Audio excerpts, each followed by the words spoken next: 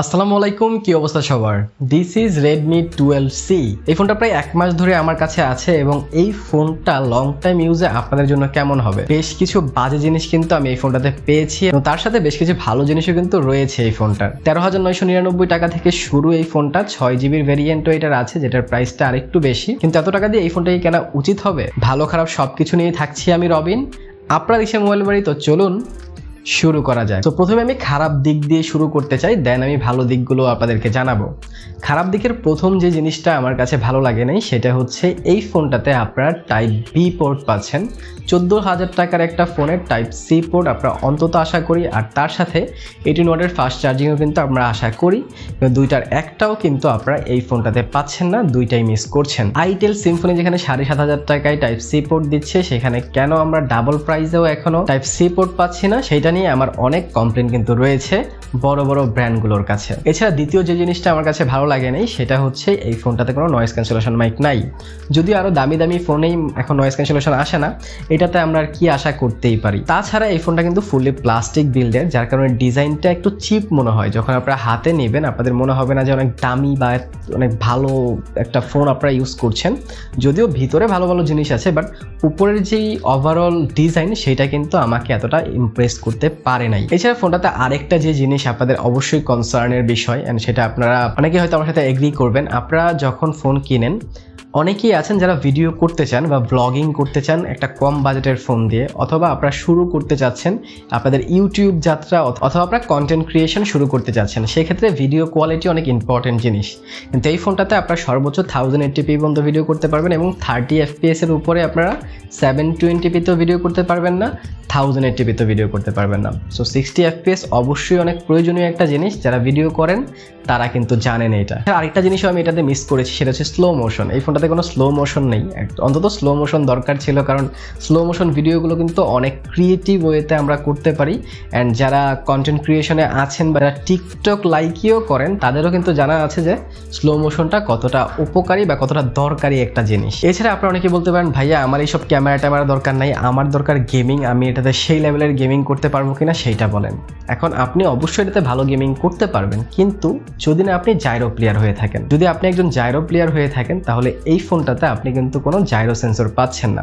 হয়তো software based আছে, but এটাতে কিন্তু হার্ডওয়্যার বেস কোনো জাইরো সেন্সর নাই, আমি চেক করতে গিয়ে পাই নাই। তো সেইটাও আপনারা কিন্তু মাথায় রাখবেন। এছাড়া ফোনটাতে ওয়াইড ওয়ান L3 সাপোর্ট, যার কারণে আপনারা হচ্ছে অ্যামাজন প্রাইম অথবা নেটফ্লিক্সে ফুল এইচডিতে কন্টেন্ট ওয়াচ করতে পারবেন না, হয়তো আপনাদের একটু লো রেজুলেশনেই কন্টেন্ট ওয়াচ করতে হবে সেখানে। এছাড়া এটাতে কিন্তু আপনারা কোনো জি ক্যামের সাপোর্টও পাচ্ছেন না। যারা চিন্তা করেন যে ভাই ক্যামেরা যেরকমই হোক আমি একটা জি ক্যাম নামায় নিব অ্যান্ড ক্যামেরা তো সেই হয়ে যাবে, কিন্তু এই ফোনটাতে আনফরচুনেটলি জি ক্যামও কিন্তু আপনারা পাচ্ছেন না। তো অনেক হলো খারাপ জিনিস, এবার আমি কিছু ভালো কথায় আসি। এই ফোনটার প্রথম যে জিনিসটা আমার কাছে ভালো লেগেছে সেটা হচ্ছে এইটার ডিসপ্লের যে ওভারঅল কোয়ালিটি।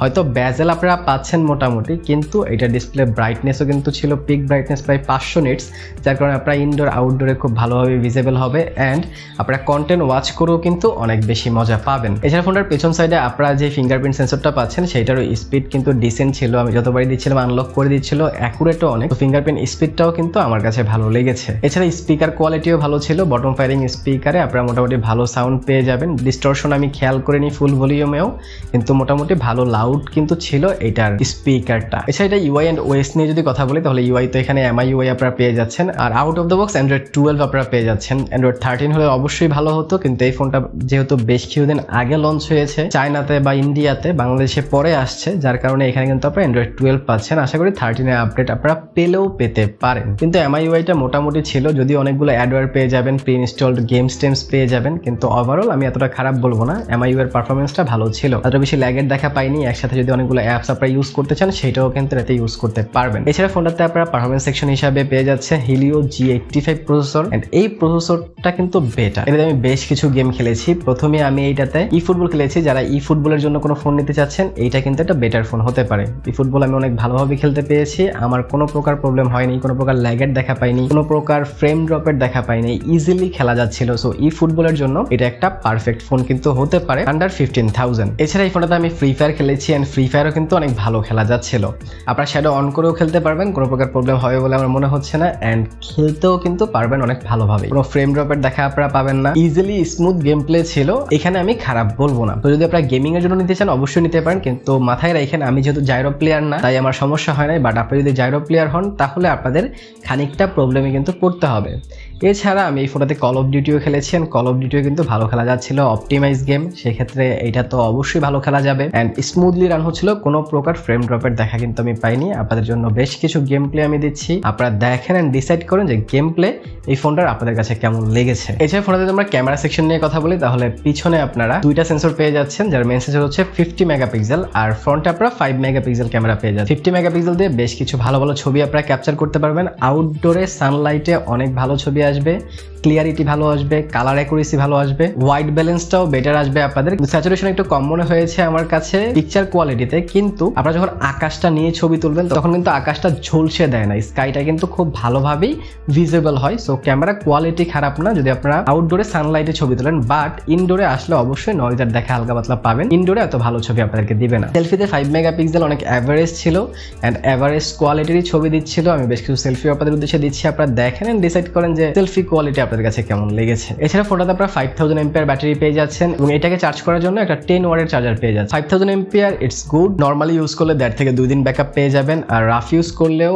প্রায় আপনি 6 ঘন্টার মতো স্ক্রিন অন টাইম পেয়ে যাবেন, বাট এটাকে ফুল চার্জ করতে আপনাদের প্রায় 2.5 ঘন্টারও বেশি সময় লেগে যাবে। সো সেই দিকটা আপনারা অবশ্যই নজরে রাখবেন। সো ভালো খারাপ সবকিছুই কিন্তু এই ফোনটার আমি আপনাদের সাথে শেয়ার করেছি। আই হোপ আপনাদের একটা ভালো ডিসিশন নেওয়ার জন্য অবশ্যই এই ভিডিওটা অনেক কাজে দিবে, কিন্তু তার চেয়েও বেশি কাজে দিবে যদি আপনারা চান 17-18 হাজার টাকার মধ্যে একটা ফোন কিনতে অ্যান্ড রিয়েলমি C53টা আপনাদের পছন্দের একটা ফোন। তাহলে রিয়েলমি C53 কিন্তু আমি ওয়াটার টেস্ট করেছি, ডাস্ট টেস্ট করেছি অ্যান্ড ড্রপ টেস্ট করেছি, সেইটা দেখতে চাইলে এইখানে ক্লিক করে দেখে নিতে পারেন। ভালো থাকেন, সুস্থ থাকেন, ভিডিওটা ভালো লাগে লাইক কমেন্ট শেয়ার সাবস্ক্রাইব করে দিন। দেখা হবে পরের ভিডিওতে, টিল দেন আল্লাহ হাফেজ।